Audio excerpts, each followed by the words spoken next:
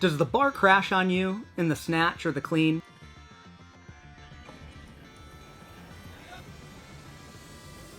In this video, we're going to look at the power version of the lift and the full version of the lift, and how when we approach these lifts wrong or these variations, how we can actually cause that crash and how to fix it. This is a subject I'm really passionate about. Why? It's an easy fix, and athletes come across this all the time.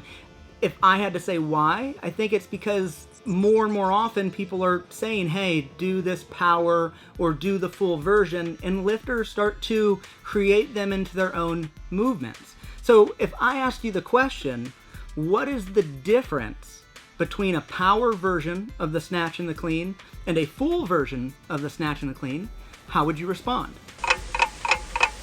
My answer might surprise you.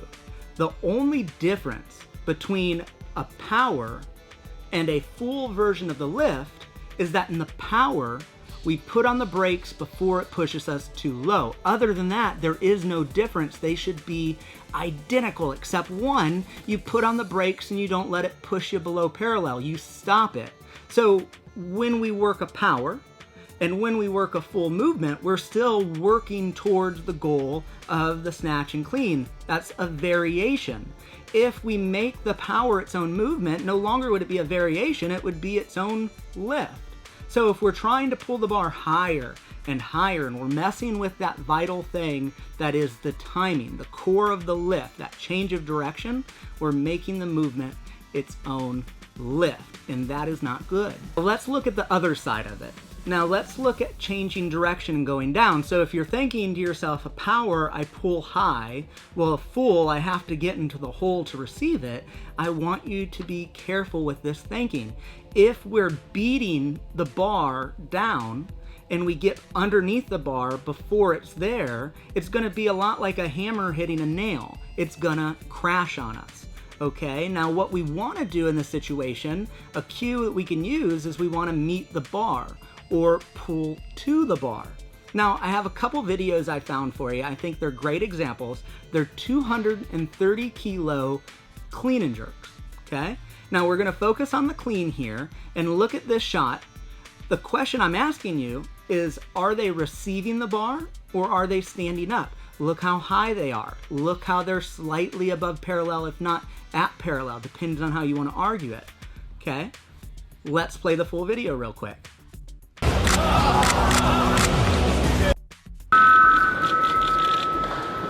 So they were receiving it. Look how high that was, right? If these athletes were to be rock bottom in the hole and then that 230 kilo clean or 506 pound bar hit them, this would be a much more difficult lift to make. They would have to use a lot of energy to grind out of that hole, and they wouldn't have been able to time up the receiving as well. So we want to meet the bar. I hope this makes sense to you, and I hope it at least causes a conversation with you and your coach, you and just inside your head, around how are you thinking of the lift, how are you approaching it.